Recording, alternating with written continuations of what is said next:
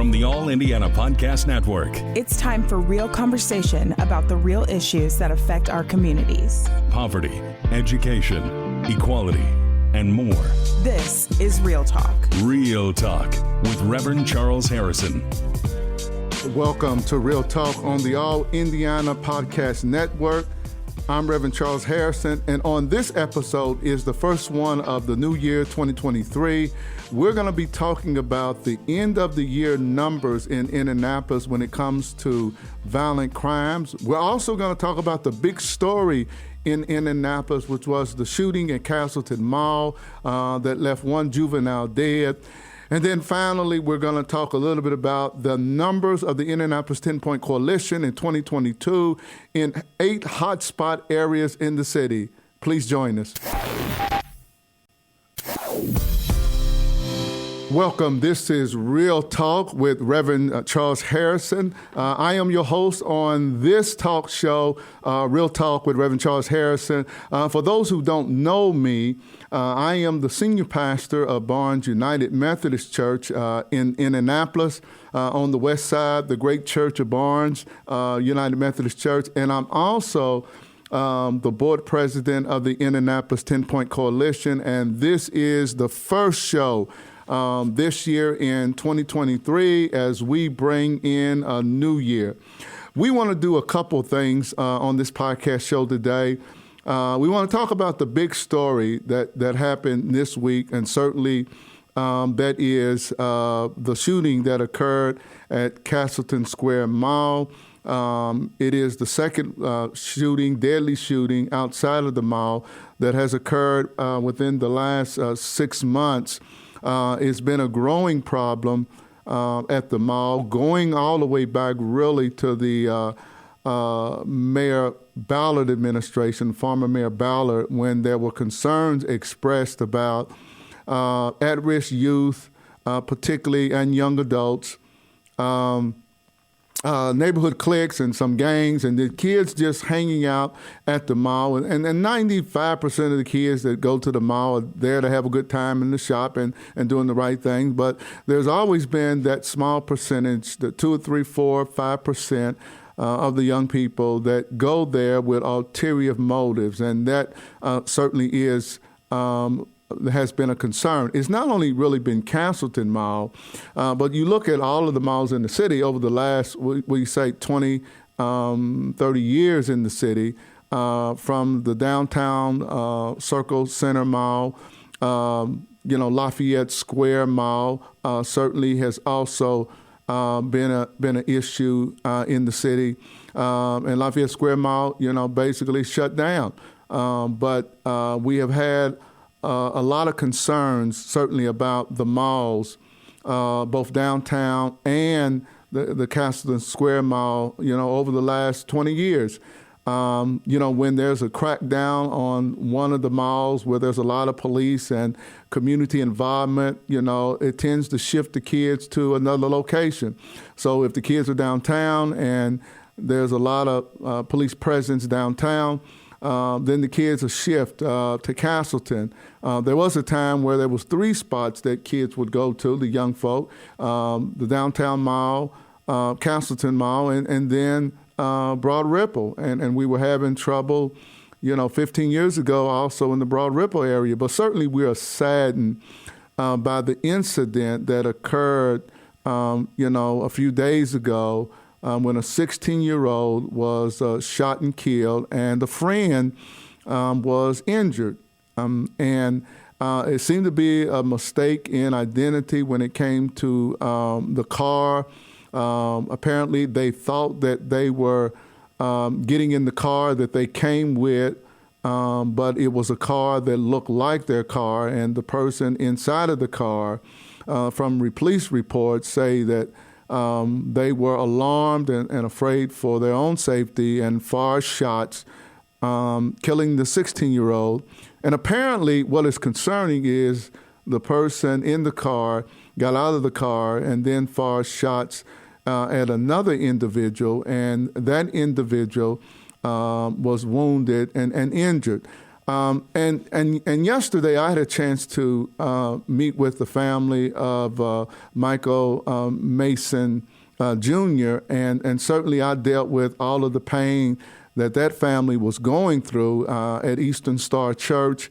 I met them there, and they had a chance to meet with some of the press. They were concerned about the early press reporting of what happened, and it made it seem like, Michael Mason Jr. was involved in some kind of altercation that may have led to the shooting, and they wanted to clear the air about that and wanted to make sure that people knew who Michael was. And the principal and the assistant principal, was a part of the press conference and really spoke highly of Michael and the kind of student that he was at the school.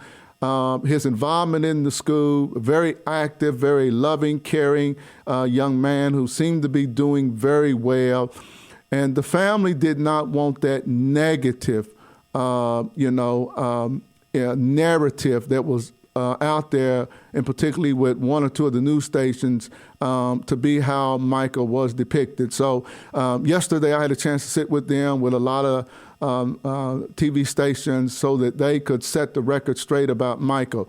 But I think the larger question that we have to, ask ourselves is that was that shooting of both of those young men, and sadly it led to the death of a 16-year-old, was it justifiable? I don't know about you, but I have over the years sometimes mistakenly gone to the wrong car. I'm thinking I'm going to my car, and there's a car that looks just like my car.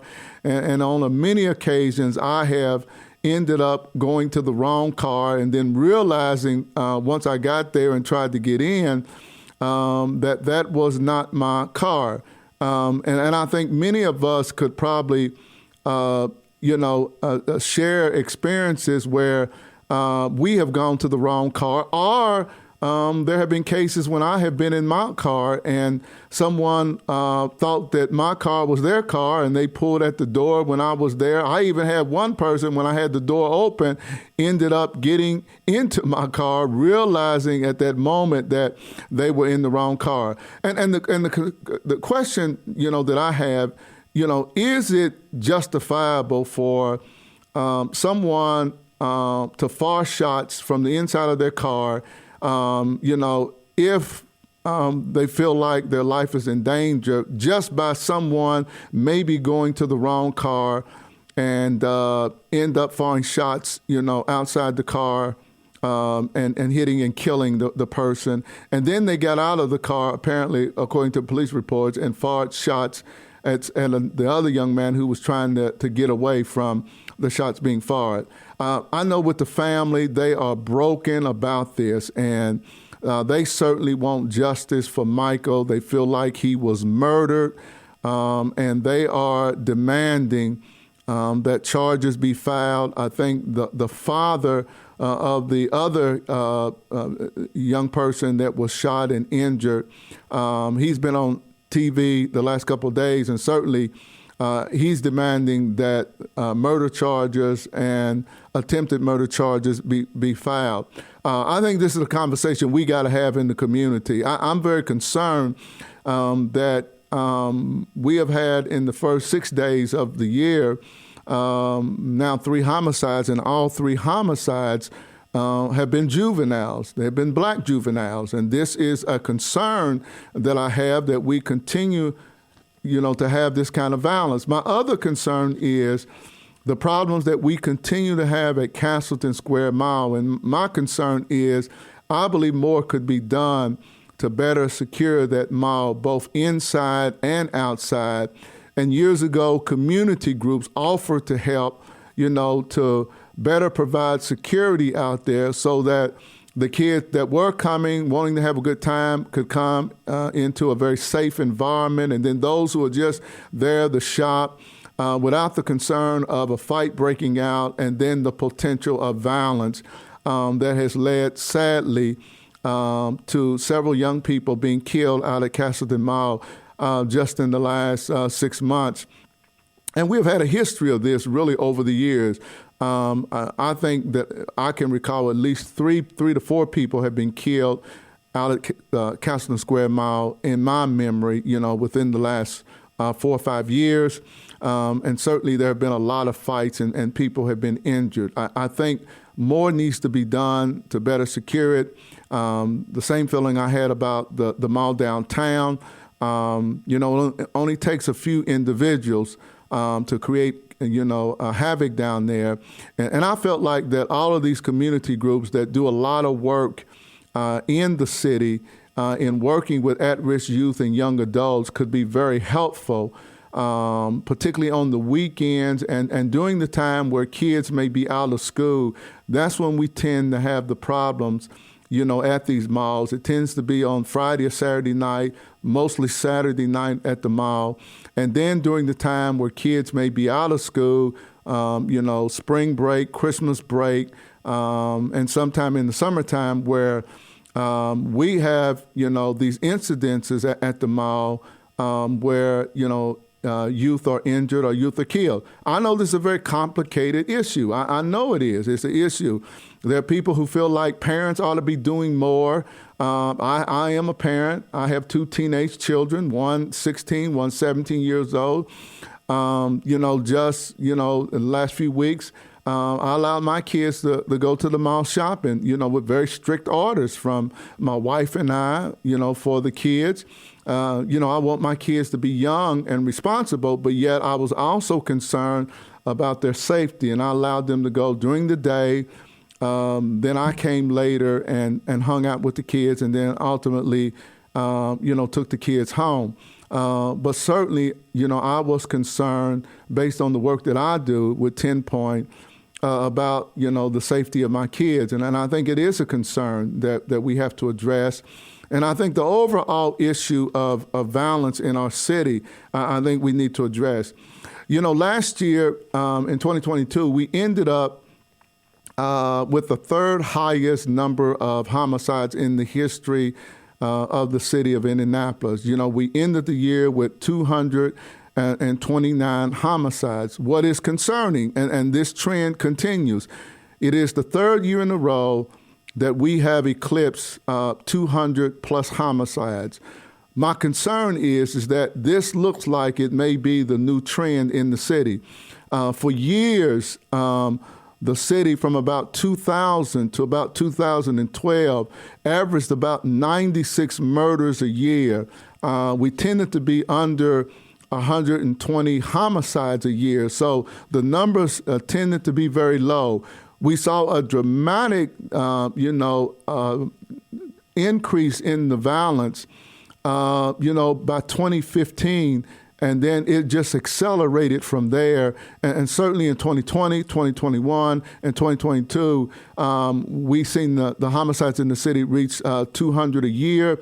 I'm still concerned that if we don't do something differently, that in the near future, we could reach 300 homicides a year in the city of Indianapolis. But in 2022, we ended up with 229 homicides. This is what is concerning. 178 of those 229 homicides, the victims were black. So blacks accounted for 68%, of the homicides in the city.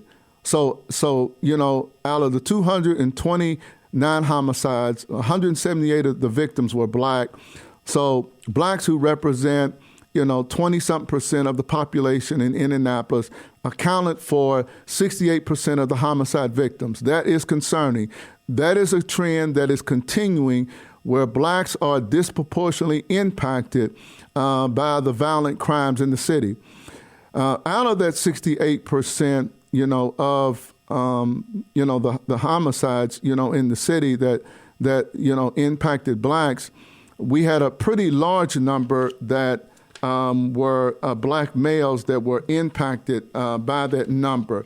So I think that about 63% of black males were the victims of these homicides, and certainly about, I think, 10% black females, 11% white males, 7% white females, 2% Hispanic males, and 2% Asian males. So blacks still continue to be impacted at a much greater level than anyone else when it comes to the violent crimes in the city. And that's a concern.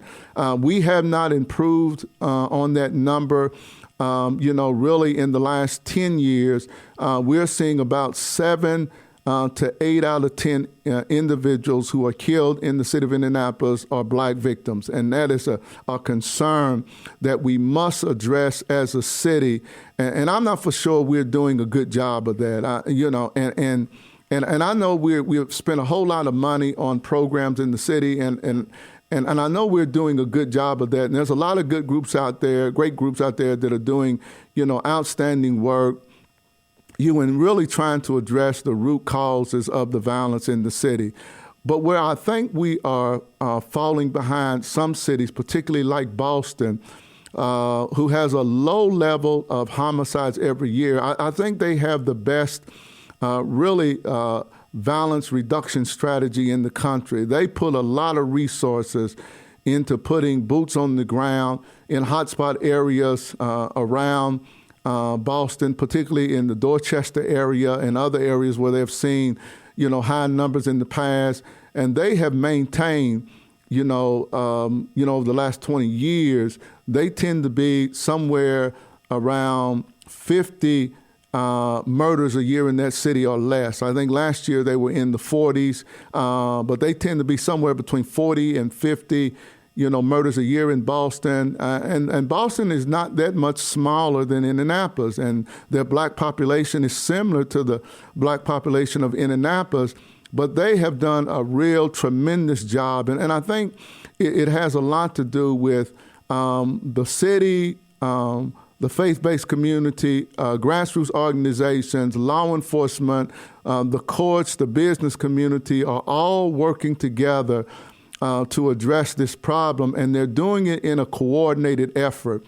I think Indianapolis has a lot of these pieces that are in place, but I'm not for sure we have done it successfully in a coordinated effort so that the same strategies that are working in some areas of the city are replicated in other areas of the city so that we have, the same kind of approach to addressing the shootings, the stabbings, and the criminal homicides that we're seeing all over the city. And I think that's really is what is missing in Indianapolis and why our numbers are still so high. And then a partnership with the courts and the probation officers and the prosecutor so that we have a better strategy in dealing with our most at-risk youth and young adults in the city, so that we're helping collectively to put them on a pathway of success so that they don't continue to reoffend and end up back into the system, or they become the suspect or the victim of another violent crime. And that seems to be a real problem in this city of Indianapolis, is that we tend to deal with the same individuals over and over again who tend to either be the suspect of a violent crime or they are the victim of a violent crime. And I think that's one of the reasons why we're seeing these numbers at 200 homicides plus over the last 3 years, and 1,000 plus shootings and stabbings over the last 3 years. So we have seen a dramatic also increase, not just in homicides and murders, but also in the number of non-fatal shootings and stabbings in the city. So those are all concerns that that we have in the city, and we just got to do a better job of that. We cannot continue down this same path, and we're going to think that it's going to get better. If we don't address the broken judicial system, and I know this is a controversial, topic when it comes to the inequities that we have seen in the judicial system when it comes to people of color in this country over the years. And I think all of us are in agreement, particularly when it comes to the nonviolent crimes, that there ought to be a better process of a way of addressing people who are arrested for nonviolent crimes. I don't think jail is the place for them. But I have a different perspective on this whole issue of repeat violent offenders that continue to commit violence. There really is no accountability. And because of that, they're right back out on the street. And they tend to either be the victim or the suspect of another violent crime. And I think that's one of the reasons it has been so hard for Indianapolis since about 2012 for us to get our hands and our arms around the violence in the city. It has dramatically increased. Remember, from about 2009 to about 2012, we had 4 consecutive years. The city of Indianapolis had under 100 murders. Just imagine that. For 4 years in a row, Indianapolis had under 100 murders for 4 years in a row. And I think the reason we did that was because of the strategy that we really focused on was how do we stop the bleeding in the city? And that was our focus. How do we address this issue of non-fatal shootings? And if we can tamp down non-fatal shootings and stabbings, then we certainly can reduce the overall level of violence that we were seeing in the city. So we were using evidence-based strategies that were working not just in Indianapolis, but also in other, cities across the country. And we pretty much know what works and what doesn't work in this city and across the country when it comes to reducing violence. The problem is always there's not enough resources to go around to have a more citywide approach to addressing the violence. For instance, in the 10-point areas this past year, in partnership with IMPD and other community groups, we took on 8 hotspot areas. In 2021, in all 8 of those hotspot areas, and we focused on the 75th and Shadeland area, the North Shadeland Alliance area, particularly Lake Castleton Apartments, and that area had about 7 murders in 2021. In 2022, it was reduced to 2. One of them occurred about 12 hours before the end of the year. But I think the remarkable job that neighborhood did in doing public safety walks in partnership with 10 Point and IMPD North District, we saw great results. We also saw a dramatic decline in homicides in the 42nd and Mid-Hoffer area down to 38th Street and Mid-Hoffer over the 42nd and German Church down to 38th and German Church. That area went a year without a homicide. They had 3 the year before, went to 0 in 2022. Crown Hill neighborhood had 7 homicides in 2021. They ended up with 2 in 2022. Dramatic decline in homicides. The United Northwest area, or they call it the near Northwest area now, ended up with 6 murders in 2021. It was reduced to 2 murders in 2022. And those are the kind of results. Highland vicinity for the 6th year in a row, went a whole year without a homicide. We're not even having murders in that area right now. Just a tremendous job that the Neighborhood Association in partnership with IMPD, North District, and 10 Point. So we are seeing areas of the city see reductions in violence, and it's because of the collaborative nature of what we're doing. It's not just, putting boots on the ground, but it's addressing the root causes of the violence. It is providing a pathway of success for those who are trying to get out of the game and turn their life around and go in a different direction. And that has to be a part of it, because you have to give hope where there's hopelessness. But collectively, I think we can do it as a city and address this issue that we're seeing that is disproportionately impacting communities of color. My hope is that as we go into 2023, that we see more dramatic declines in homicides, non-fatal shootings, and stabbings across the city. I'm hoping that we can take what has been successful in certain parts of the city and replicate it citywide so that we could see greater successful numbers of reductions particularly in the areas that we're seeing the highest level. I think the violence is starting to move. I think we're seeing higher levels of violence in places that we were not seeing it 10 years ago and 15 years ago. That's why our strategy has to be more citywide. It has to be more flexible. It has to be from the ground up. We have to involve neighborhoods and grassroots organizations in those areas that we're seeing the level of violence, and they need to really be a part of crafting the strategy that is best suited for their neighborhood to address the level of violence that they're seeing. I still am concerned about the top-down approach from City Hall down to the neighborhoods. I think it has to be reversed. I think it has to be from the bottom up. I think City Hall and the mayor's office ought to be in support and provide resources for neighborhoods across the city in their strategy to help bring down the level of violent crimes. And I think that's where IMPD and other groups can be helpful when it's driven by neighborhoods and community groups. I think what's working on the west side is not necessarily going to work on the east side. I think you have to tweak it. And I think that what helps you tweak it is hearing from the voices and the people who live in that neighborhood, who understand what's going on. They tend to know the individuals and the groups that are most likely are going to be a threat to the peace.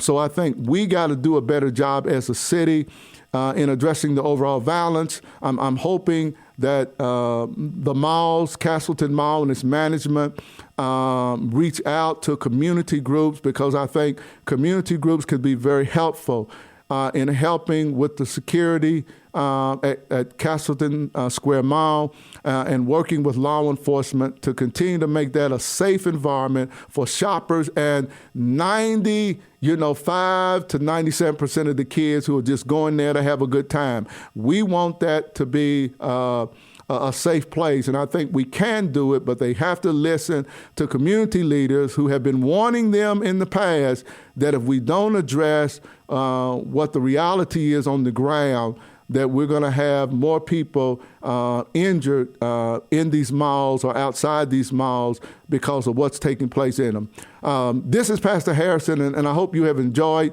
my podcast today as I've talked a little bit about what I believe we need to do in the city to help bring down the level of violence. We have to get it down under 200. We cannot be celebrating as a city the fact that we went from 271 to 229 homicides. That is nothing to celebrate as a city. Those numbers are way, way too high. We need to get those numbers back to where I believe we should be as a city. We need to get it back under 140 homicides. We need to get those murders under 120, between 95 and 120 murders a year in this city. For the size of the city, I think that is doable. I think we can get it back under 100 if we have the right strategy and we get the prosecutor's office and the judges as partners with us, and they're not just releasing these repeat violent offenders back out into the community without some kind of accountability and process in which we're helping these individuals change direction in life, so that they're not just arrested and put back out on the streets and they're involved in the same kind of criminal activity that led to them getting in trouble in the first place. There are too many people like that still in our neighborhood who have no regard for the sanctity of human life, and we just cannot accept that, as a city. We can do better. We must do better as a city if we want to make Indianapolis one of the best large cities in America. I believe that we can do this as a city. Again, at one time, Indianapolis was viewed as one of the innovative cities in America in dealing with the issue of violence through our weed and seed initiatives in the city. There were other cities coming to Indianapolis to see how we were doing, crime reduction and violence reduction in the city, from about 2000 to 2012. I believe that we still have all the tools in this city to be one of the leading cities in America again that is doing an exceptional job in not just addressing the issue of violence, but addressing the issue of root causes and improving the quality of life for all of our residents in Indianapolis so that they don't feel the need to have to do crime in order to survive in this city. So I hope you have enjoyed the broadcast today. And this has been Reverend Harrison. I did solo today because I wanted to address, some of the issues that we're facing, to go over, what happened in 2022, to talk a little bit about what 10 Point is doing. We hope to expand into new areas in 2023. We want to take our model and replicate it in other parts of the city. If you are a neighborhood and you're interested in the 10 Point model of public safety walks, which is different from the street patrols, we would be so glad to help you mobilize and teach you how to do effective public safety walks that can help make a difference in your neighborhood or in the area in your neighborhood where you're having problems with crime and violence. You can reach the Indianapolis 10 Point Coalition at 317-923-9197. Again, the Indianapolis 10 Point Coalition, you can reach us at 317-923-9197. This has been Reverend Harrison with Real Talk, and I hope that you will join us again next week as we address the real issues that affect Indianapolis and other cities in central Indiana that is dealing with a lot of issues, whether it be issues of crime and violence or the quality of life issues, or whatever those issues are. We try to bring guests on to talk about those issues. Be sure also to subscribe to my podcast and share it on Facebook and Twitter. This is Reverend Harrison, and I pray that you have a blessed and an awesome day in the Lord. This is Real Talk with Reverend Charles Harrison. Be sure to like and subscribe to this podcast. And be sure to check out other great podcasts on the All Indiana Podcast Network. Online now at allindianapodcast.com.